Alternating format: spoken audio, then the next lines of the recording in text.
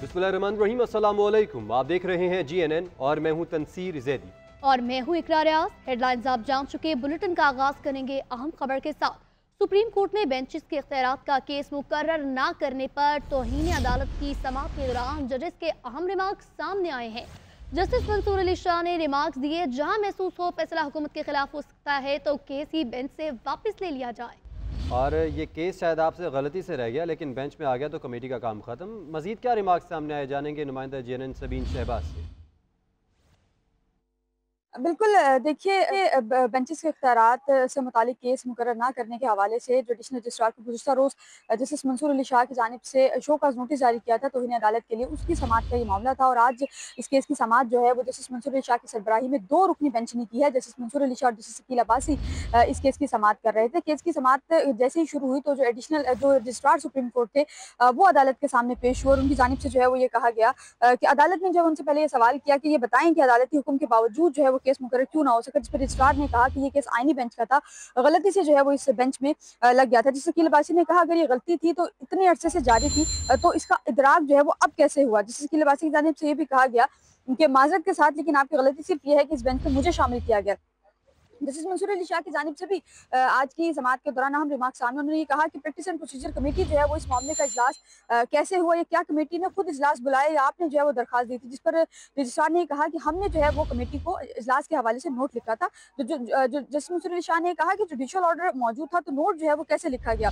Registrar supreme court ने कहा कि प्रैक्टिस एंड प्रोसीजर कमेटी जो है उन्होंने केस आईनी बेंच को जो है वो कमेटी को भिजवाया था। रजिस्ट्रार ने यह कहा कि आईनी बेंचेस ने जो है वो कमेटी आईनी तरमीम से मुतालिका जो मुकदमात हैं वो 27 जनवरी को समाअत के लिए मुकर्रर किए हैं। जस्टिस मंसूर अली शाह ने फिर ये कहा कि मुझे प्रैक्टिस एंड प्रोसीजर कमेटी इजलास में जो है वो शिरकत का कहा गया था, लेकिन मैंने कमेटी को ये आगाह किया था कि मैं जुडिशियल कमेटी को हुक्म जो है वो जारी कर चुका हूं कि मैं इजलास में आना, जुडिशियल ऑर्डर पास कर चुका हूं, तो इसलिए इजलास में आना जो है वो लाजमी नहीं है। जस्टिस मंसूर अली शाह की जानिब से आज की समाअत में ये भी कहा गया कि एक अदालती हुक्म को इंतजामी सतह पर जो है वो कैसे खत्म किया जा सकता है। तमाम अदालत ने जो है वो आज की समाअत कल तक के लिए मुलतवी की है और साथ ही साथ जो सीनियर वकील हैं हामिद खान और मुनीर मलिक, उनको जो है वो अदालती मुआविन मुकर्रर किया है। आज जो है वो वकील सलाहुद्दीन जो इस केस में मेन वकील थे वो अदालत के सामने पेश हुए थे, उन्होंने मुआवनत दी। और उसके साथ एक और वकील थे जो टैक्स के मुकदमे में थे, वकील शाहिद जमील, वो भी अदालत के सामने पेश, उन्होंने थोड़ी बहुत मुआवनत की। लेकिन समाअत के खिताम पर जस्टिस मंसूर अली शाह ने जस्टिस हामिद खान और सीनियर वकील हैं हामिद खान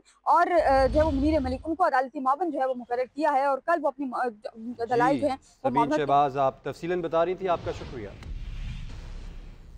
सुप्रीम कोर्ट के 3 जजेस ने बेंचेस इख्तियारात का केस मुकर्रर न होने के मामले पर चीफ जस्टिस और आईनी बेंच के सरबराह को खत लिख दिया। जस्टिस मंसूर अली शाह, जस्टिस आयशा मलिक और जस्टिस अकील अब्बासी ने चीफ जस्टिस याहिया अफरीदी की जानिब से लिखे गए खतूत में 20 जनवरी को केस समाअत के लिए फिक्स न होने की शिकायत की है।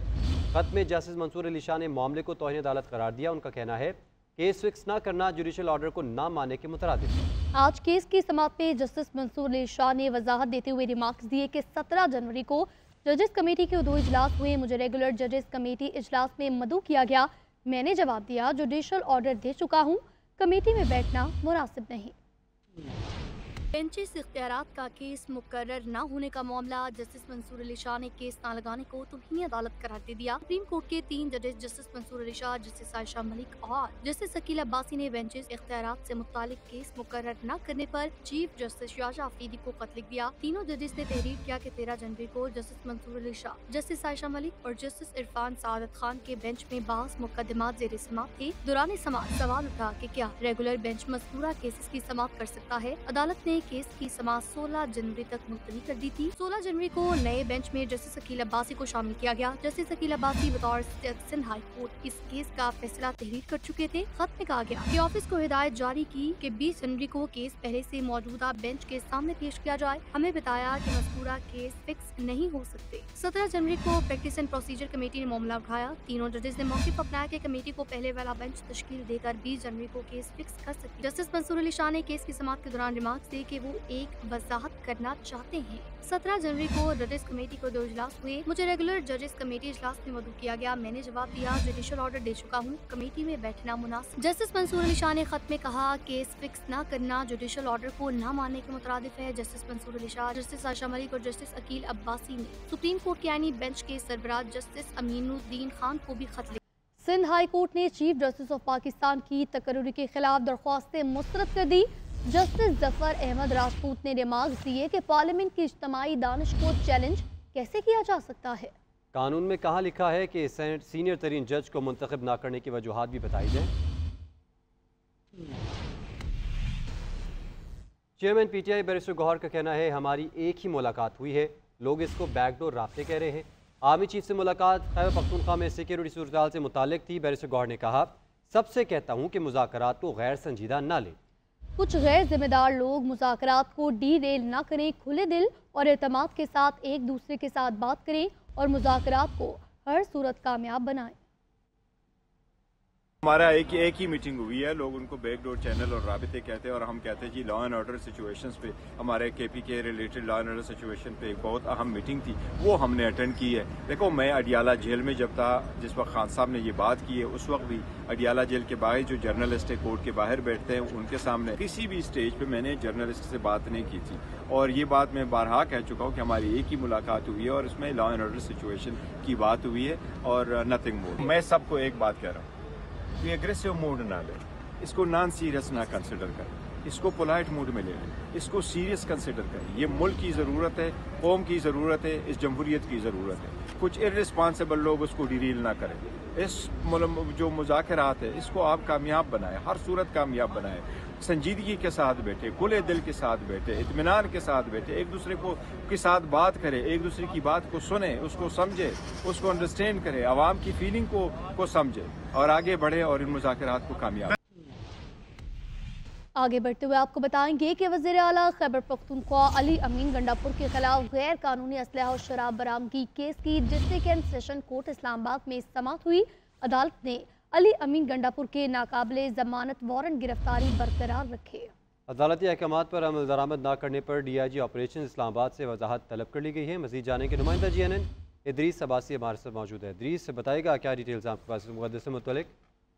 जी देखें, अली अमीन गंडापुर के नाकाबिले जमानत वारंट गिरफ्तारी बरकरार रखते हुए इस्लामाबाद की मकामी अदालत ने DIG ऑपरेशन इस्लामाबाद अली रजा से जो है वो वजाहत तलब कर ली है। अली अमीन गंडापुर को आइंदा 29 जनवरी तक जो है वो अदालत की जानिब से अली अमीन गंडापुर को गिरफ्तार करके अदालत पेश करने का हुक्म जो है वो बरकरार रखा गया है। वारंट गिरफ्तारी की तामील न होने पर अदालत ने जो है वो बरहमी का जो है वो इजहार किया है। सिविल जज मुबश्शिर हुसैन चिश्ती ने जो है वो समाअत करते हुए रिमार्क्स दिए कि हर तारीख पर आप इस्तिस्ना की दरख्वास्त देते हैं, मुल्जिम अली अमीन गंडापुर जो है वो पेश नहीं करते। वकील दफाई ने कहा कि आप मुल्जिम की बरियत की दरख्वास्त पर पहले फैसला करें। उस हवाले से अदालती हुक्म जो है वो मौजूद है, जिस पर अदालत ने रिमार्क दिए कि आप इस्तिस्ना की दरख्वास्तें देकर सिर्फ अदालत का कीमती वक्त जो है वो ज़ाया करते हैं। अली अमीन गंडापुर के मुतअद्दिद बार वारंट जारी हुए, तामीली रिपोर्ट जो है जमा नहीं करवाई जा रही। ताहम अली अमीन गंडापुर की जानिब से वकील गहरुल हसन जो है वो अदालत में पेश हुए। अदालत ने नाकाबिले जमानत वारंट गिरफ्तारी बरकरार रखते हुए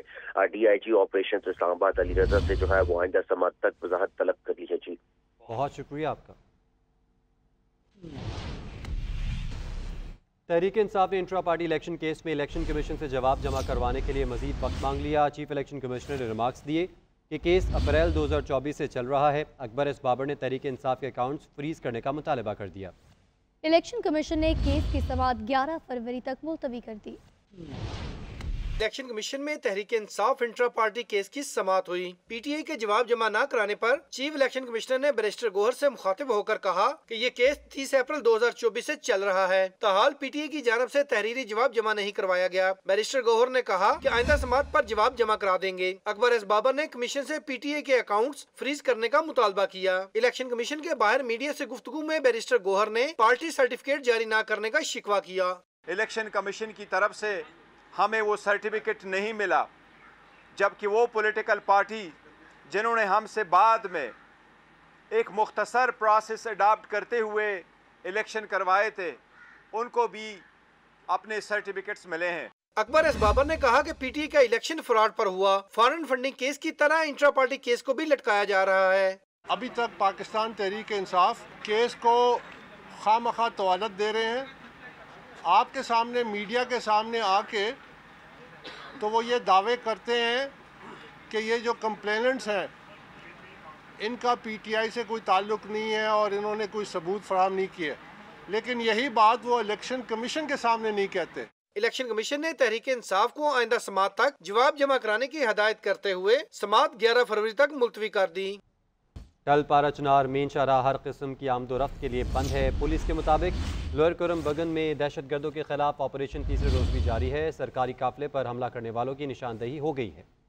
ऑपरेशन से मुतालिक क्या डिटेल सामने आई है, जानते हैं सैफ शरानी से। जी सैफ, बताइएगा। यकीनन जिला कोरम के मुख्तलिफ इलाकों बिल्कुल बलखसूस की पकन और बड़े इलाकों में इस वक्त दहशतगर्दों के खिलाफ ऑपरेशन जारी है। जमीनी कार्रवाई के साथ इस वक्त जो फिजाई ऑपरेशन है वो भी जारी है और इसके साथ साथ अब तक दहशतगर्दों के तकरीबन कई ठिकानों को तबाह किया जा चुका है। इस वक्त भी जो मुख्तलिफ ठिकाने हैं उनको निशाना बनाया जा रहा है। जब हमारे सरकारी जराये से बात हुई तो उनका ये कहना है कि जो सरकारी काफिले पर हमला करने वाले जो मुलाजमीन थे उनकी भी निशानदही हो गई है। लिहाजा ऑपरेशन मुतसीन के लिए PDMA की जो 22 ट्रक सामान जो है वो फराहम करेगा। अब तक तकरीबन 4 ट्रकों का जो सामान है वो मुतशरीन के लिए पहुंचाया गया है। उनका ये कहना है कि DBs के लिए आज से जो कैंप के कयाम है उन पर भी मुकायदा तौर पर काम शुरू कर दिया है, लेकिन दहशतगर्दों को किसी सूरत नहीं छोड़ा जाएगा। जी ठीक है, अपडेट करने के लिए आपका बहुत शुक्रिया। Welcome back. बुलेटिन में आगे बढ़ते हुए आपको बताएंगे कि हुकूमती मुज़ाकराती कमेटी ने वज़ीर-ए-आज़म को तमाम सूरत हाल से आगाह कर दिया। वज़ीर-ए-आज़म ने तहरीक इंसाफ के मुतालबात का जवाब इत्तेहादियों की मुशावरत से फाइनल करने का हुक्म दिया है। मज़ीद बात करेंगे नुमाइंदा GNN आतिफ भट्ट से। आतिफ भट्ट, बताइएगा। जी, हुकूमत और तहरीक इंसाफ के दरमियान मुज़ाकरात के मामले पर हुकूमती मुज़ाकराती कमेटी ने वज़ीर-ए-आज़म को तमाम तर सूरत हाल से आगाह कर दिया है। कबीना इजलास से कबल हुकूमती कमेटी के अरकान इसहाक डार, नज़ीर सारा और राना सनाउल्लाह ने वज़ीर-ए-आज़म से मुलाकात की और कल स्पीकर असम्बली सरदार याद सादिक ने भी वज़ीर-ए-आज़म से मुलाकात की थी। हुकूमती मुज़ाकराती कमेटी ने एस्टेब्लिशमेंट और तहरीक इंसाफ के राब्तों से भी आगाह किया। वज़ीर-ए-आज़म का तहरीक इंसाफ के मुतालबात का जो जवाब है वो इत्तेहादियों की मुशावरत से फाइनल करने का हुक्म दिया गया है और हुकूमत को आला अस्करी क़यादत और बैरिस्टर गोहर की जो मुलाकात से कोई खौफ नहीं है, ये हुकूमती ज़राए की जानिब से ये बताया गया है। और ज़राए ने यह भी कहा कि इस मुलाकात की तफसीलात के हवाले से एक अहम ओहदेदार ने वज़ीर-ए-आज़म को पहले ही आगाह कर दिया था। जी, बहुत शुक्रिया आपका आतिफ।